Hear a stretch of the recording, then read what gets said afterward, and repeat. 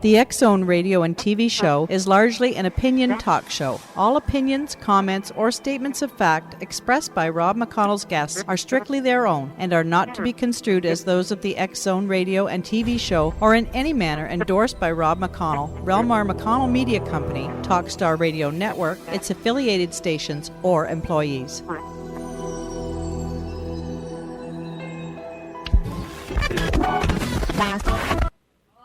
Radio.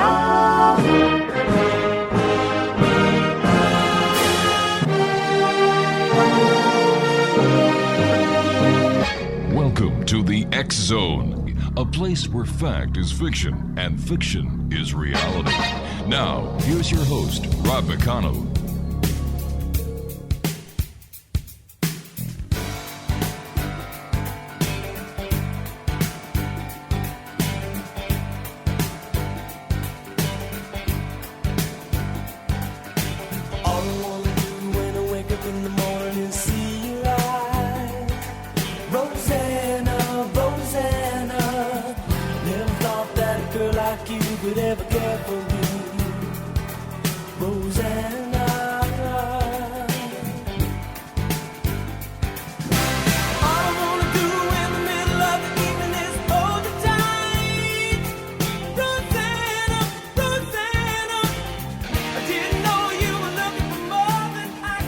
And welcome back to the X-Zone, everyone. My name is Rob McConnell. We're coming to you from our studios in Hamilton, Ontario, Canada. Toll-free worldwide, 1-800-610-7035. My email is xzone@xzoneradiotv.com. On MSN Messenger, xzoneradiotv@hotmail.com. And our website, www.xzoneradiotv.com. Listen to this, X-Zone Nation. This will give you an idea of what we're going to be talking about this hour. It is one of the most influential stories of all time that gave us literature's greatest villain. For 100 years, we thought his story ended there. But now, he returns. Dracula, the UnDead. From Bram Stoker's direct descendant, Dacre Stoker, and Dracula historian Ian Holt, comes the heart-stopping sequel to the original classic. Based on Bram Stoker's own handwritten notes and extensive research. Dracula, the UnDead, on October 13th, 2009. The legend lives. Joining me now is Ian Holt. And Ian, welcome to the X-Zone. I have to ask you, what is the fascination after all these years with Dracula? I think because he's a touchstone for all of us. I mean, he's the first vampire we've encountered. As children, we usually see the Bela Lugosi movie. Yes. It's one of the first vampire movies we see. Mm-hmm. For people that are a little older, you know, the first vampire they ever heard of was Bela Lugosi. So it becomes a touchstone, you know, and Bram's book is still the book that everyone looks to when they turn to vampires. You know, all the legends of turning into a bat and all the attributes of the vampire, sucking the blood and all of that, all stem from that book. So it's kind of like the Bible of vampires, you know. Sure. It's the New Testament of vampires. But tell me, Ian, are vampires real or are they folklore? Are they legend or are they fiction? They are real. They're real vampires. But, you know, like a chicken and the egg, what came first, real vampires or Bram? You know, there are real vampires out there today. There's a whole subculture. In fact, the head of the vampires lives in Paris, and his name is Father Sebastian. Why would a person want to become a vampire? Well, this is something, no matter what culture you can bring up. I mean, even the American Indians. If you've ever seen the movie Ravenous or heard of a shapeshifter in Indian legend, it's eating of flesh, being a cannibal, or drinking blood of your enemy. The Pawnee were known to do that. You would eat the flesh of your enemy, and people said that you consume their soul and their power. And doing this over a long period of time, you were resistant to disease and had extra human strength, and then eventually you gained the power to shapeshift into wolves or deer or other types of animals. And this is the legends that go way back in every culture. Also, there's a negative connotation to vampires, naturally. But in Europe, there was, if you had, even here, even in America, in the colonies, there are graves that they've unearthed with vampires in them. They actually say on the gravestones, the shale carved in, vampire. And the reason for that was the first person to get a disease, let's say tuberculosis, which was then known as deception. Yeah. And then everyone else in the family would get it. I was a witness to a staking of a real vampire in Romania. They actually dug up a body and put an iron rod through it. You know, what the wooden stake isn't really the truth. The wooden stake had something to do with the wood of the cross and all that came later, but in the legends. But all right. Originally it was the iron rod to put through the body. Ian, stand by. We've got to take a 2-minute commercial break. Ian Holt is our guest, Exonation. www.dracula_dead.com. That's Dracula, and then a -dead.com. We'll be back on the other side of this commercial. Don't go away.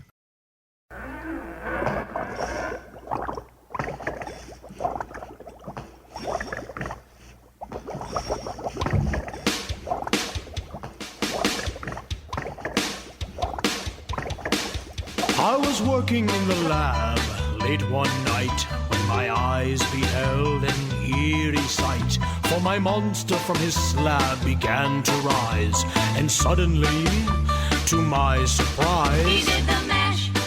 He did the monster mash. The monster mash. It was a graveyard smash. He did the mash. It caught on in a flash. He did the mash. He did the monster mash. From my love Notari in the castle east to the master bedroom where the vampires feast. The ghouls all came from their humble abodes to catch a jolt from my electrode. They did the mash. They did the monster The mash. monster mash. It was a graveyard. Exonation. Ian Holt is our guest. We're talking about Dracula this hour here in the X Zone. And where did your interest in Dracula come from, Ian? Well, you hit on a little bit of it with that song, The Monster Mash. You know, when I was a kid, I'm very young, I was afraid of the monsters, the Universal monsters, the Wolfman and Frankenstein and Dracula. But I was a huge fan of Abbott and Costello. So my dad got the idea of letting me watch Abbott and Costello meet Frankenstein, and I could watch the monsters of the comedy. And I, was hooked from then on. But the one that got me the most was Bela, and I think it was because he was the most human-looking out of them. Lon Chaney Jr. wasn't a monster when he wasn't in makeup, so that doesn't really count. So it was Bela that really got to me. And I think, a lot of people ask me, why vampires? Why does Dracula stick around with us, or any vampires? And I think, as you're an adolescent, you're so not in control of your life. And you look at the vampire, he has the power of hypnotism. He can make people do what he wants. When you're struggling with, adolescence and you're trying to get the date, you want to have the captain of the cheerleading squad or the captain of the football team, whatever your choice. And you want, there's only one person that can date them in the whole school. But if you're Dracula, you can just you wave your fingers, and all of a sudden, a little hypnotism, and they're dating you. If you need a best friend, you don't have a friend, bite him on the neck, and you got a friend for life. I think Dracula is kind of who we wish to be. If you're stuck in traffic and some guy cuts you off, you want to pull him out of the car and, in a little road rage. You can't do that because you're worried about the rule of law. Dracula doesn't have that problem. He has the strength of 20 men. Yeah. If you send him to prison, he can bend the bars and get out. How can the police stop him? Bullets go right through him. I mean, you're in trouble for cash. You need to rob a bank. We all have these fantasies. And for most of us, they're just fantasies. For people, that are vampires, you know, not the real vampires, but of the movies, they have all this power. You know, it's a great fantasy, and I think adolescents, because they're so not in control of their life, really connect with vampires. I mean, look at the Twilight craze. Mm-hmm. All right, but you've got to separate fact from fiction at some time in your life. You just can't keep on pretending you're a vampire with all these powers when you're simply a mortal. True, but I think, you know, for a lot of people, you know, when they analyze the horror movie craze of the 80s, Mm-hmm. why did the slasher films go over so huge? Why is it that the virginal girl always winds up as the heroine of these movies, defeats the bad guy? I think it's, you know, almost like cathartic. You sit there and, you know, you're a geek in school. Well, you know, hey, I get to go watch these movies. The geek is the hero. Mm-hmm. The first one to always get killed is the, you know, the most popular kid in school, or the bad kid in school that everybody likes. You know, I think that's all part of it. I think, you know, we become as kids, get into the craze this way, and then it becomes part of our lives where we're always interested in the vampire because it was something that we attached to in our youth when we get older. So it's the idea that you don't have to, you know, have plastic surgery. You never grow old. You don't lose your hair. You know, all these things that, and of course, a man's greatest fear is his own mortality. You never die. You know, my favorite poster of all time is movie poster is the Lost Boys poster. Even though it's not my favorite vampire movie, the poster is my favorite. It says at the top of the poster, sleep all day, party all night, never grow old, never die. It's fun to be a vampire. And I think that sums it up as best as I've ever heard it. All right, so let's just take a comparison between the fictional vampire, like Dracula, compared to the people in today's society who claim to be vampires. Like, they're going to die. If they're shot, they're going to die. I beg to differ. I mean, yes, they are going to die. But we're putting together a reality show about vampires, mm-hmm. and one of the people that are going to be on it is a woman who was a bodyguard. I won't say, but one of the top rock stars in the world. She was shot 4 times, mm-hmm. tells me, and these wounds should have killed her. She attributes her survival of those 4 gunshot wounds to her drinking blood. And that she's here today because she's a vampire. Was she born a vampire? I don't know. You know how much truth there is to Uh-huh. it, but because I'm not a blood drinker. Mm-hmm. But there are the people who drink the blood, and now this is not don't go out and get a victim. You know, they have girlfriends and boyfriends or just acquaintances who give them the blood, and before you give the blood, you're screened for HIV and STDs and all of that. You know. That you drink that blood, and you're supposedly you don't get sick, you don't get the flu every year, you don't get colds, you're stronger than an average person. You know, she claims she can bench more than most women, and she's not all bulked out, you know, and muscular like the heavy bodybuilder women. Mm-hmm. You know. So I don't know. I mean, you know, there's a woman, Michelle Belanger, who's an energy vamp, where they put her on a thermal camera. Yeah. And she sits with her girlfriend, and she runs her hands around the outside of the girlfriend, and you see she's almost has no registry. She's almost cold. She's almost at like death temperature. Mm-hmm. And the girlfriend has a full aura of energy, of heat around her. And as she runs her hands around her, the energy transfers from the girlfriend to Michelle.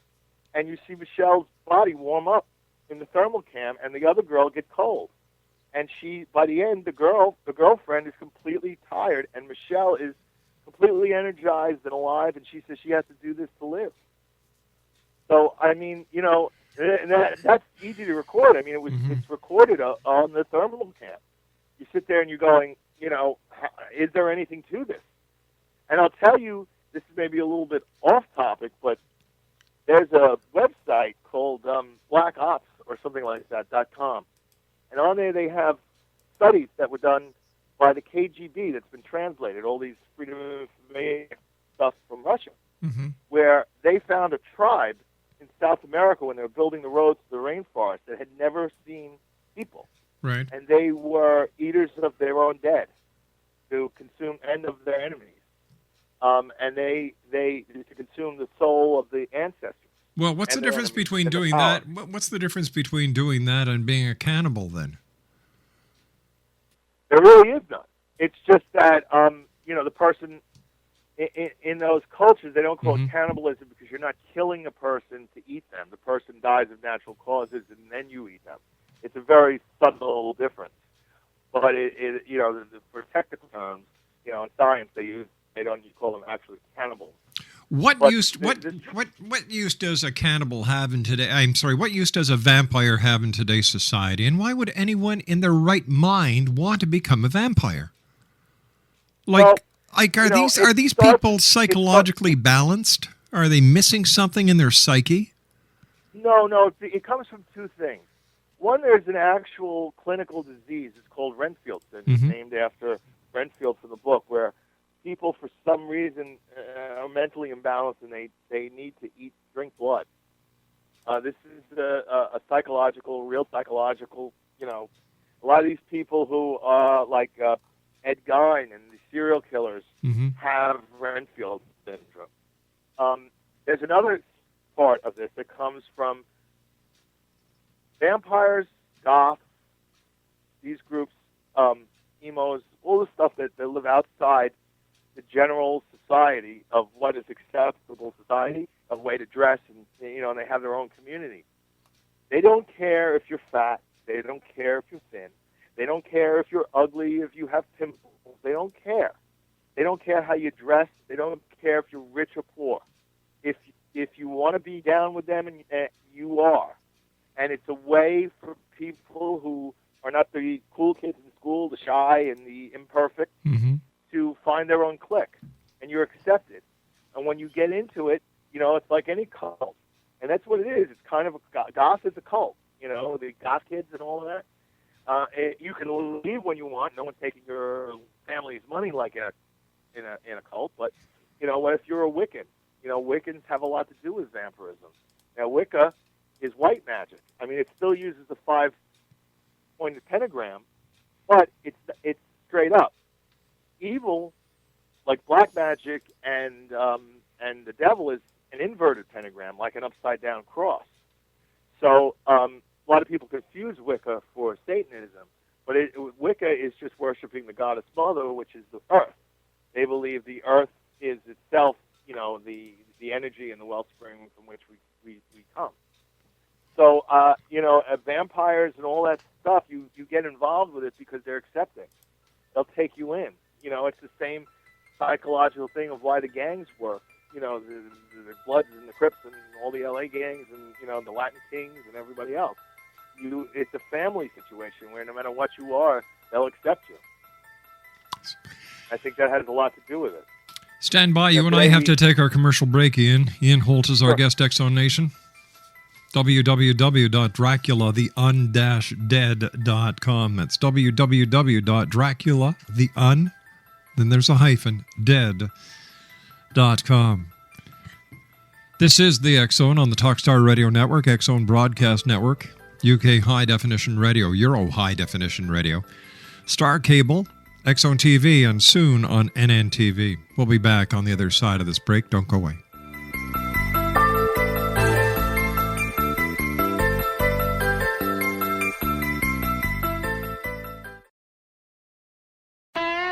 Hi, this is Ken Elliott. When I'm floating around the universe, I always try to tune in to Rob McConnell. Hi ho there, Timothy Frog on Sesame Street. When I want to find out what's going on with UFOs or ghosts, I listen to the X-Zone with Rob McConnell. This is Les Corrigan from Target Internet Development. You're listening to Rob McConnell on the X-Zone Radio Show.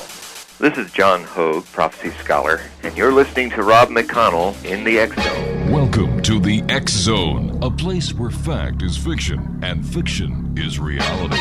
Now, here's your host, Rob McConnell.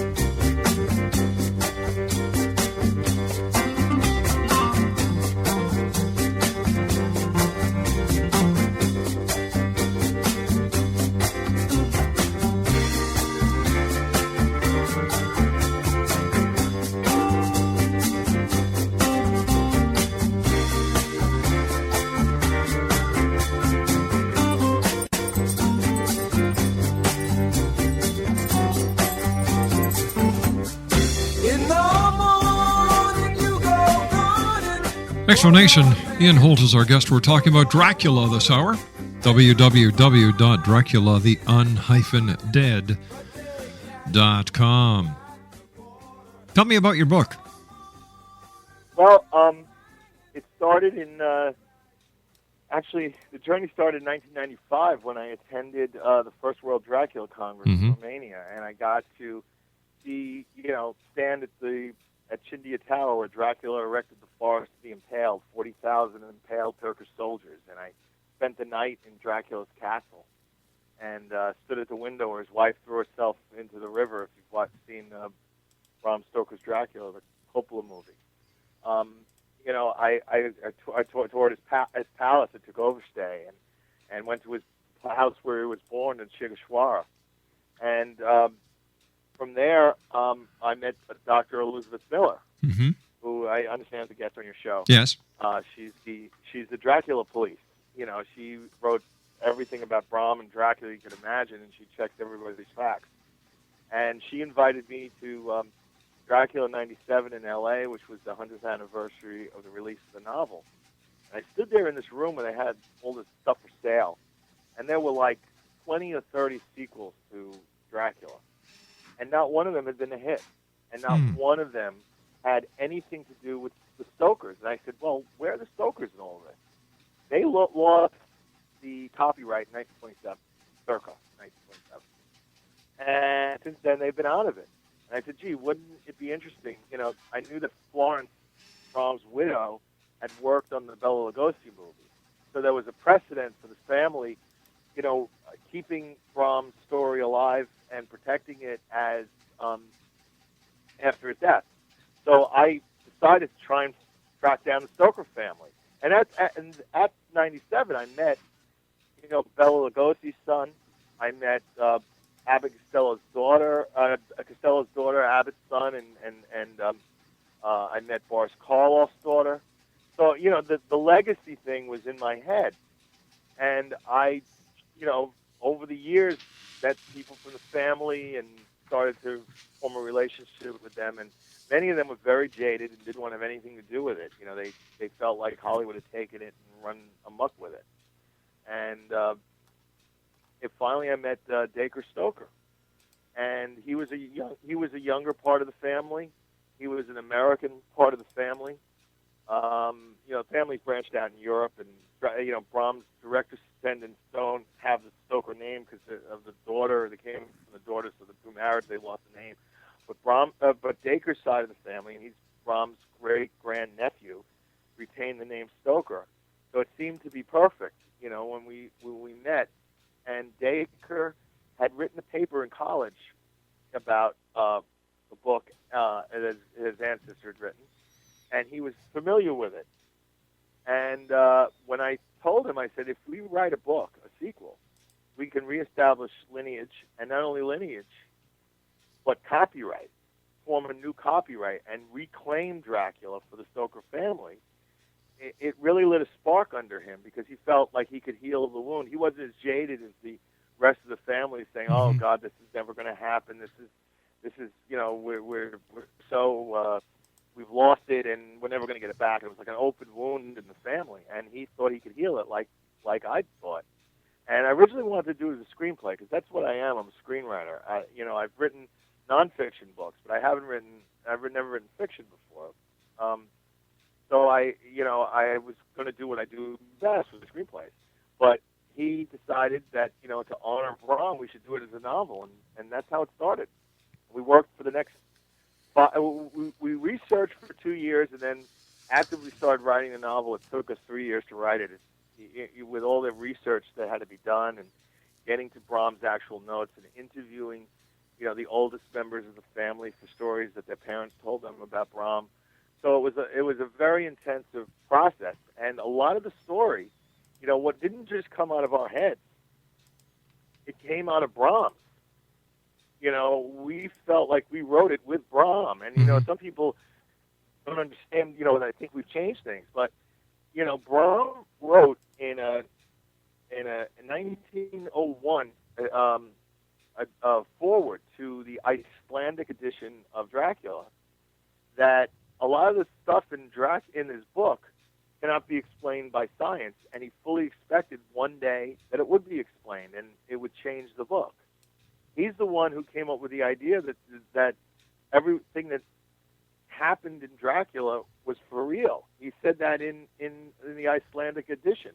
He wrote in other books that it was all based on Jack the Ripper, and that Jack the Ripper was, and the murders were related to the Dracula murders. He wrote all this stuff and that's where we got a lot of ideas from the book, from stuff that Brom actually wrote. In fact, the character of Cotford, Inspector Cotford, was on a list of characters that he put together in his notes that Baker went to see at the Rosenbach Library in Philadelphia, where 125 pages of his handwritten notes while he was writing Dracula are there, and a lot of subplots and stuff. The original text of Dracula was much longer than the book, and it was cut by the editor. So we don't have a lot of those pages. Only 2 chapters still exist, and they were released separately under a title called Dracula's Guest. Was Bram Stoker a Dracula, a vampire? No. But here's why he chose the name Dracula, we believe. Bram was very sick as a child and he almost died, and they had we don't know what it was that he had. He was bedridden most of his childhood. And in Gaelic, they called what he had Dracula, which means bad blood. I'm probably not pronouncing that 100% correct, but it sounds like that. Well, years later, his original title for Dracula, we have it in his notes. He was going to call him Count Vampire, which isn't very, Count Vampire isn't very original or exciting. But he heard stories about Dracula, the real historical Dracula, and he heard the name, and the name sounded like Dracula. Dracula was what he heard, which is the Romanian pronunciation of the name. Dracul meaning dragon, and Ya meaning son of. And in Europe, the dragon is a symbol. In Romania, the dragon is a symbol for the devil in Orthodox Christian culture. The 7-headed dragon in the Book of Revelation. Well, he when it comes back to America, sometimes in Europe, it's translated as son of the devil, and that's how Brom heard it. And he said, "What a perfect name for it. Not only did it sound like the blood disease that almost killed him, but he thought the name meant son of the devil, and what a perfect name for a villain of his book." And that's how it became Dracula. How can we tell if we're talking to a vampire if we're out and about in downtown Toronto, downtown LA, or downtown Montreal, or wherever? What would be a tip-off to an unsuspecting member of society that the person that we may be talking to may actually be a vampire? Well, I'll tell you, you don't know. If you see them at night, they're in usually, some exotic dress, They usually dress in a crossover between the 1700s and present day, something like that. And you can always tell by their fangs. A lot of vampires. There's a specialty in this. If you go online to some of the vampire sites, you'll see fangs, and there's special teeth makers that make real vampire fangs. There's other vampires that go to the dentist and have their incisors filed down to have fangs, so it's the real teeth. But why? You can usually tell by the fangs. What happens when they grow up and hopefully? So these are people that are grown up that do this. Well, like what does that tell you? That it seems to me that these people are not playing with 52 cards in their deck. I've met them, and I don't see them. I think it all grows out of trying to be different. They reject the tight rigors of society. You have to dress a certain way. You got to wear a suit and tie to work, and all this stuff. They reject all of it. So how do they make a living? How do they pay their bills if they're not part of society? Well, I'll tell you the truth. Bram brought the vampires to walk about in daylight, and since then, it's been changed. In fact, people that read Bram for the first time today think that's a mistake. Bram made a mistake. Well, in our book, we corrected to say vampires can't walk about in the daylight. Bram got it wrong because Bram's a character in the book, and he learned about the story from someone. I won't give it away. But a vampire came up to me at one of my book signings, and he was very upset. He said, he's lived his life during the day having a job. And, now that we found, because of the sequel, that Bram was wrong and vampires can't walk about in the day, he has to quit his day job and find a night job. And like so many of his brethren, he's going to have trouble paying his bills. They find work.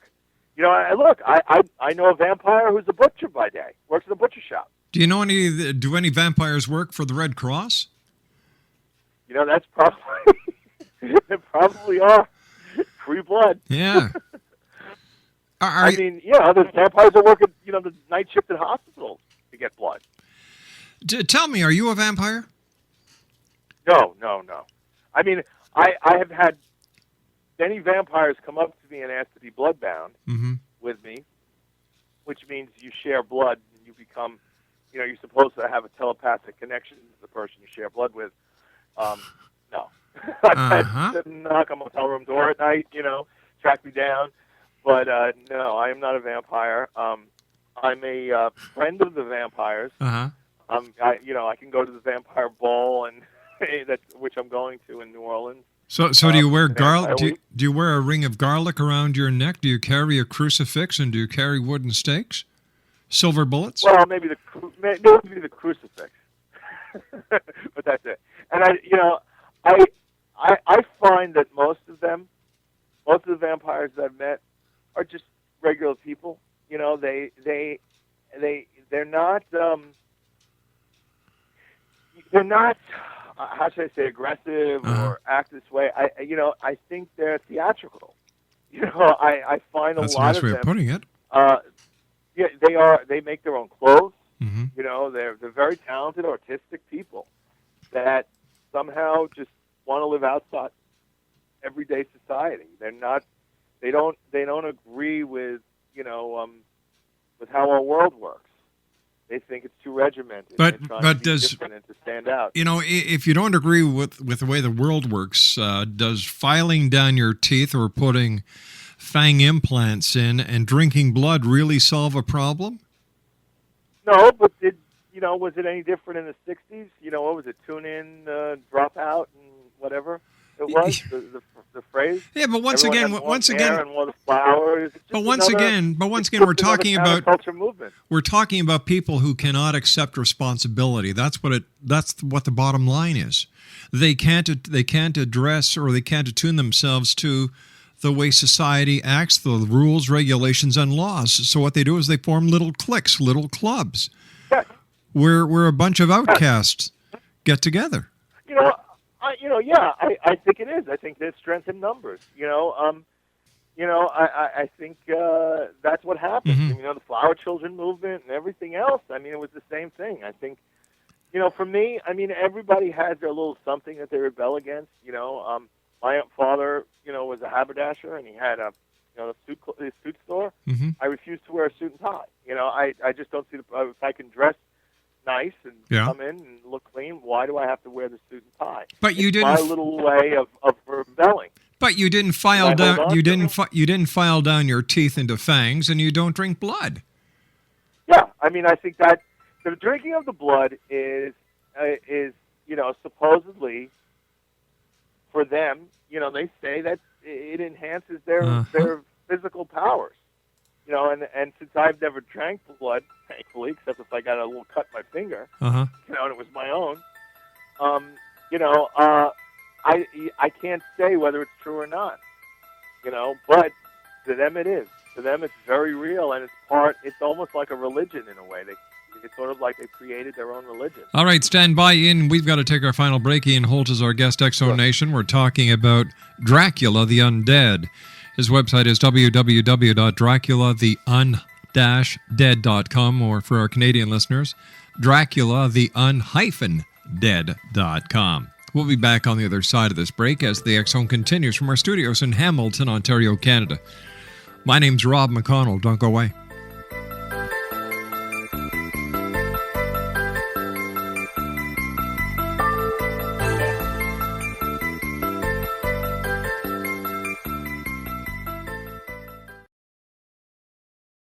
She would never say where she came from. Yesterday don't matter if it's gone. While the sun is bright, or in the darkest night, no one knows. She comes and goes. Goodbye, Ruby Tuesday. Who could hang a name on you when you change with every new day? Still, I'm gonna miss you. Don't question why she needs to be so. Exo Nation, Ian Holt is our special guest this hour. It's been a great hour talking about vampires and Dracula. Exo Nation, Ian's website is www.draculatheundead.com, and that's Dracula the un-dead.com. You just finished another film project, didn't you? Yes, we just finished my first producing project, and I wrote it. With Bleeberg Entertainment out of L.A. It's called Episode 50. And if you're a fan of the ghost hunting craze, this is a faux reality movie about based on a true story about the day the ghost hunters get attacked by the ghosts. Not just getting evidence, but this time they actually attacked. And it's part of a true story. We're very excited about it. It'll be out next year. So as Kieran Elliott, if you know Spike TV's Deadliest Warrior, then you know Kieran. And it's pretty exciting. Why do you think people are still are so fascinated about ghosts these days? No, it boggles my imagination. I think it's because if ghosts exist, then possibly God exists. And there's an afterlife. And we go on after our death. And I think, and that's what this movie is about. It's about, these ghost hunting shows never deal with the implications of the evidence they collect and how it relates to our mortal lives and our. That's because most of the evidence that they collect is fabricated. Well, it could be, but I'll tell you the truth. And I had 5 witnesses. One of the places we did our research was at the Trans-Allegheny Lunatic Asylum in West Virginia. And they gave me divining rods, and I had a 20-minute conversation with a ghost. And I felt like you did. But until I've seen it, and this wasn't just like the divining rods crossing for yes and, separating a little, by electromagnetic energy in the atmosphere. They went full east and west, open for no, and came back and closed for yes. Why didn't they Why didn't the ghost just talk to you? I don't know. You can say that they don't. Somehow they. You see these shows and you see battery drains and all these things in order for them to manifest. Yeah, but you see, I've been in television long enough to know that there's many reasons why a battery will drain, and 99999% have nothing to do with ghosts. I've seen batteries. How do you explain? I've seen batteries drain in the middle of the Atlantic Ocean on a ship. I've seen batteries drain in the middle of a hotel suite in Montreal, Quebec. And I also know that electromagnetic fields are not, are not strictly indicative to the paranormal. So there's a lot that has to be taken. Is it, they say these crossing electromagnetic fields crisscross the country in places like Stonehenge and all this with high energy. Hey, Ian, I hate to do this, but we've just run out of time for tonight. I want to thank you very much for joining me. Exonation, Ian Holt has been my guest. When it comes to vampires, I'm sorry. I don't buy it one bit. And ghost hunters, you guys also need a reality check. Don't buy that either. Show me the evidence, like with UFOs, government conspiracies and all that, then I'll believe. I'll be back on the other side of the news. Don't go away.